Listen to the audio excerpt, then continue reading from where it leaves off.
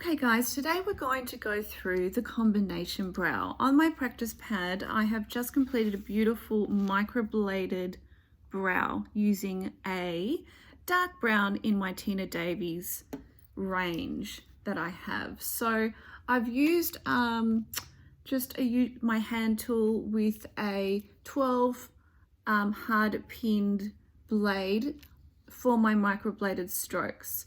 I've got some baby wipes and just some tissues just to wipe down the area to keep it dry while I'm working.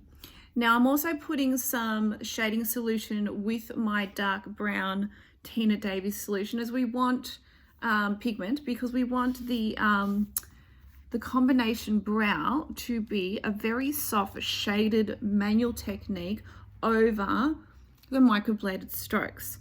So you just use your 9-pin slanted blade and you insert that into this hand tool. You can use it manually as well, just on its own, but it is easier using a hand tool. So I'm just going to dip that into my pigment. Now the technique is you press in and up, in, down and up, down and up, just like that. And then check your work as you go. So we're just going to start onto the tail of the brow first and just very gently, as so, in the midsection of the brow, of the body of the brow, just create tiny little dots like this.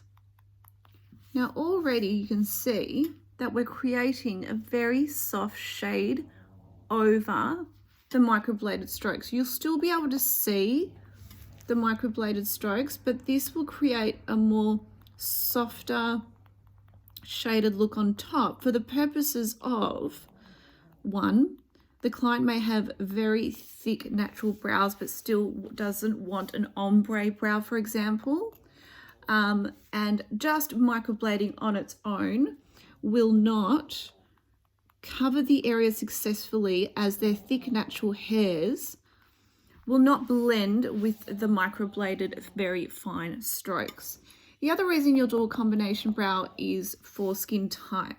If the client has very thick oily skin, their retention will not be very good on just microblading on its own. However, if you do a combination brow where you manually shade as so over the whole mid area of the brow, you will get much better, excellent retention.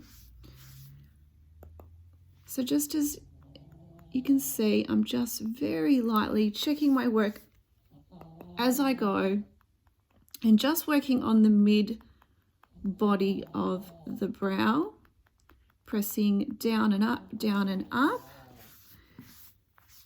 And make sure that it's a very light shade. Obviously, when you practice on the practice pads, it's very different than on skin. But this is just to show you the technique.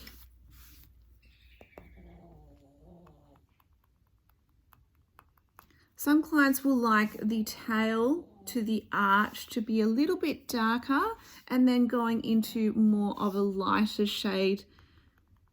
But also, if you have a client that has thick hair here, no hair here, thick hair here, and light hair here, you will focus on areas where there is a lot less hair and build up that shading in those areas, allowing for the whole process to be blended so that it's a very blended brow.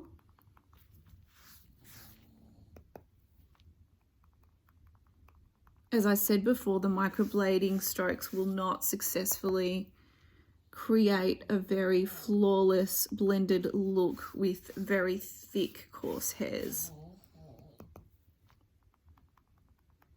So it's a quick movement. You can go slow to start off with, but you can go quite quick.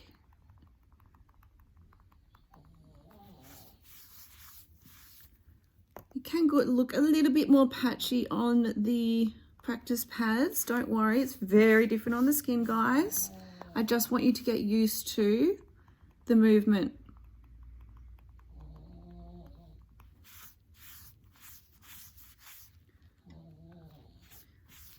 So can you see there, I've just created a very soft shade.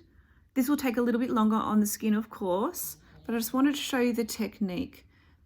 Okay, and that's a very, very good technique again on clients who have very oily skin or who bleed a lot during the procedure, and again, oily and thick skin. I'm just going to pop my 12-pin slanted microblading blade back into my hand tool. What I like to do sometimes after I've finalized the combination brow is come back in and just on the top area of the brows, create those microbladed strokes on the top and define them, which you would have already done after you've completed the microblading. But after you do some shading, just allow some of these strokes to pop up on top of the shading if need be. Now again, no straight strokes. Make sure they're very curved as you are going over the top part of the brow as so.